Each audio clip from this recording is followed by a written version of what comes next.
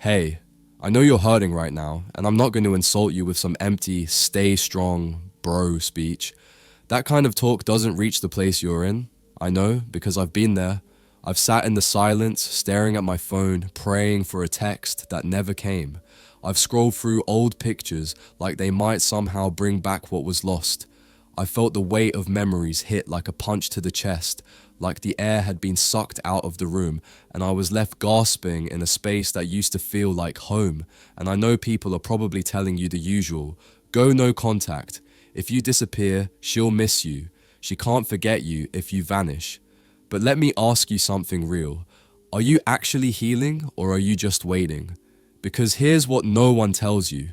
Waiting is still holding on. It's quiet desperation. It's like locking yourself in a room, convincing yourself you've moved on because you haven't reached out, but mentally, emotionally, you're still hers. You're still checking her stories, still thinking about what she might be doing, still letting her live rent-free in your head. That's the trap. No contact might stop the messages from being sent, but it doesn't stop the thoughts. And as long as you're still thinking about her every day, you're not free. You're not healing. You're holding on. What I'm about to say isn't about ignoring her. It's about outgrowing her. This isn't silence. This is self-mastery. And once you understand that, really feel that, you won't just get over her. You'll level up into someone she wouldn't even recognize. Not because you changed to spite her, but because you evolved for yourself. You stopped waiting and you started becoming. That's when you take your power back. Not by disappearing into silence, but by rising into someone who no longer needs to be seen by her to feel seen by himself. Point 1. When you stopped being enough for her, and let me be clear, it was never because you weren't enough. I know you gave her everything. Your time, your energy, your loyalty, your heart, all of it, without hesitation. You showed up for her in ways most people only talk about in movies or quotes. You gave her consistency in a world full of people who only offer convenience. You stayed solid, grounded, real, and even then, it felt like it still wasn't enough. But hear me when I say this, that wasn't a reflection of your value. That was a reflection of her own internal chaos. She was lost, trying to fill an emptiness that had nothing to do with you, an ache that no amount of love from you could heal. She was searching for something within herself, and instead of facing it, she looked to the outside world to distract her. And when that didn't work, when your love didn't magically fix the parts of her she was avoiding, she pulled away. Because that's what people do when they don't know who they are. They reject the ones who mirror back the kind of stability they don't yet know how to receive. And maybe one day it just ended. No fight, no final conversation, just silence. And that silence, it cuts deeper than words ever could. It leaves you suspended in confusion, replaying every moment like a loop, every smile, every laugh, every soft look she gave you, now weaponized by doubt. You sit there wondering, was I too much? Was I not enough? Did I push too hard or not try hard enough? But let me hit you with something true. Sometimes people walk away not because of who you are, but because of what they can't face within themselves. And that's not your burden to carry. Their departure is not your failure. Their silence is not your fault. You didn't lose her. She lost herself. And in the process, she walked away from the one person who was willing to weather the storm with her. That's on her, not you. Quick break. Close your eyes for a second. Picture her, the girl you've always wanted. Feel what it would be like to actually have her. Now open your eyes, because here's the truth. Right now, you're invisible to her. You're getting outcompeted by guys with more money, better looks, higher status, and stronger game. You're playing a rigged game, and you're losing. But I've spent the last 35 years mastering this, studying, testing, and finally finding the secrets to get the girls I always wanted. You want to stop getting ignored? You want her chasing you? Then you need to wake up and act. Click the link in the comments if you are truly committed and take the first step toward becoming that guy. Few spots left.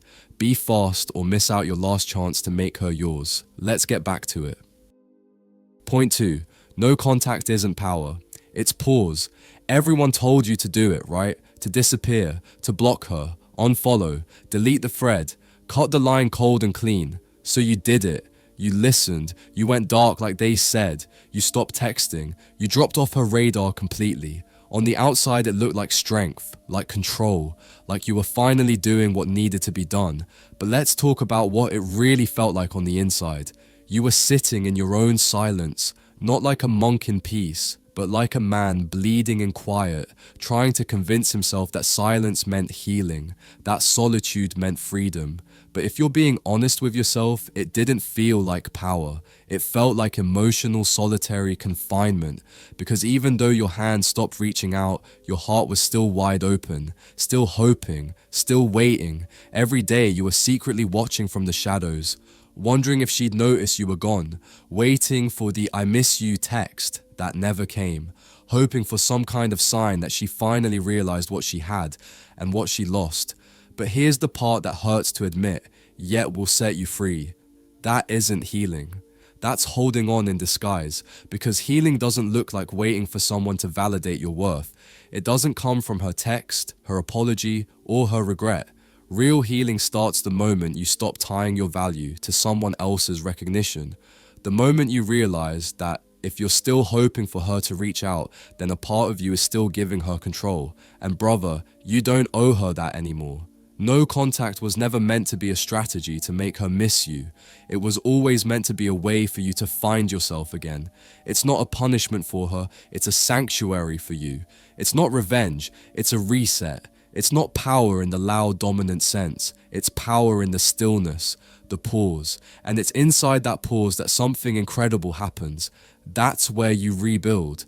That's where you stop waiting to be chosen and start choosing yourself. That's where you stop chasing closure and begin creating clarity. That's where the man who was once broken begins to put himself back together, piece by piece, without permission, without performance, and without her. Point 3. The mirror strategy. Reflect, don't react. See, instead of going full no contact and trying to win through silence, through absence, you did something far braver. You didn't just disappear. You didn't play mind games or get caught up in the performance of healing. You turned inward. And I'm not talking about the surface level distractions, not just hitting the gym, not just posting thirst traps or curated captions pretending you're thriving. Number, you did the real work. The hard, quiet, thankless work that no one claps for. You sat with the pain. You didn't numb it. You didn't avoid it. You let it break you open, let it expose every raw nerve, and instead of letting it destroy you, you let it shape you. You let it teach you. And in that sacred mess, something inside of you shifted. You stopped asking, how do I get her back? And you asked the question that actually mattered. How do I become someone who never has to beg to be seen again? That question, that's where your power started.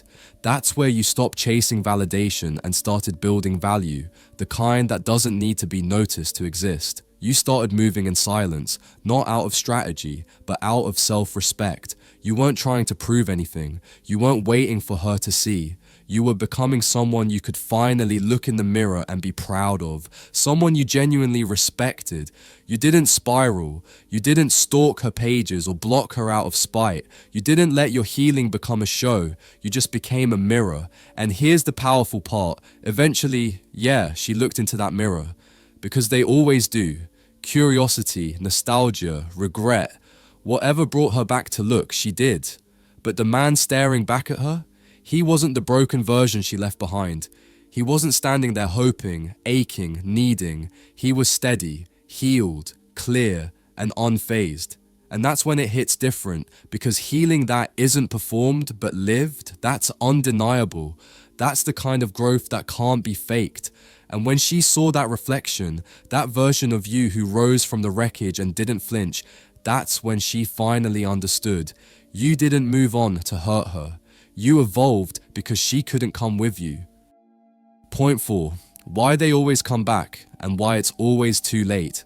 This is the part no one really prepares you for, but it happens more often than not. They come back, but not when you're broken. Not when you're staring at your phone at 2 a.m, hoping for a sign. Not when you're stuck in the quiet war between letting go and holding on. No, they don't return when you're bleeding.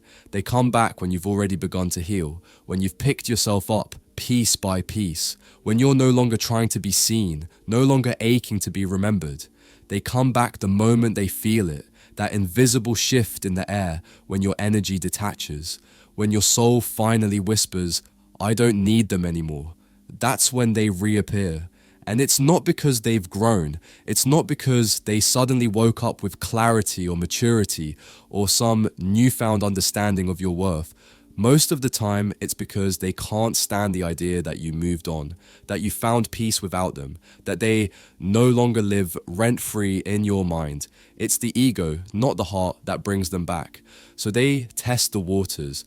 Maybe it's a random, like on an old post. Maybe it's a casual, hey stranger, that shows up like a ghost at your door. Maybe they bring up a memory, some shared moment from the past, like it's a key to a locked door that no longer exists. But here's the truth. They're not knocking because they care. They're knocking because they can no longer feel your pain, and that unsettles them. But you're not the same. She's not a trigger anymore. She's just a reminder, a closed chapter, a lesson written in bold ink, and you don't react to reminders. You don't spiral. You don't get angry. You acknowledge it with grace, with peace, and then you keep walking forward. Because at this point, it's no longer about proving you were worth it. It's about protecting the peace you fought so hard to find, the silence you earned. And when she realizes you're not even mad anymore, that's when it really hits her. Because anger still means there's something left. Anger means there's still fire, still feeling. But indifference is the funeral. That's when she truly understands. Not only did you move on, you moved past her. And there's no way back from that. Point 5. Becoming untouchable isn't loud. It's not something you post. It's not wrapped in captions or flexed through filtered glow-ups. You didn't need to scream your growth into the void for validation. You didn't flood your feed with quotes about healing or snap dramatic selfies trying to prove you were doing better. You just lived better, calmer, sharper, quieter, while everyone else was out there chasing closure, begging for explanations, trying to rewrite the past or get the last word. You did something rare. You made peace with the silence. You stopped performing your progress. You stopped trying to be seen. Instead, you became intentional. You chose growth not as a weapon, but as a way forward. No revenge, no bitterness, just evolution. And somewhere along the way, your life became the lesson. She thought you'd always be there, somewhere in her rear view, stuck in time like a bookmark in a chapter she could revisit whenever it suited her. But you didn't wait. You closed that book with quiet finality, not because you were angry, but because you were done. And more importantly, you were ready for a new story. That's what real power looks like. That's the mirror strategy. Not making her feel your absence, but making her see your evolution. Not because you flaunted it, but because it radiated from you without a single word. Because she looked and realized this has nothing to do with her anymore. This isn't about being cold. It's about being clear. Clear in your boundaries, clear in your value, clear in the difference between love and attachment, between growth and games.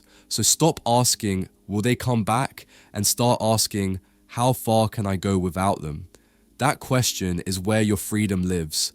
That's where you take your power back. Not by disappearing, but by evolving deliberately, deeply, fully for you. Because healing isn't measured in time, it's measured in intention, and you didn't come this far just to get even. You came this far to become something better. So say it, I'm not who I was, I'm who I chose to become. If you found this insight valuable, make sure to subscribe to The Girl's Mind for more wisdom on mastering your life and attraction. Until next time, stay strong, stay centered, and always remember, the key to attraction isn't in chasing, it's in being. But for those of you who are serious about stepping up and taking control, I've created a one-on-one chat with me. Choose your package and let's solve any problem you're facing, whether it's crushing your goals or handling that conversation with a girl.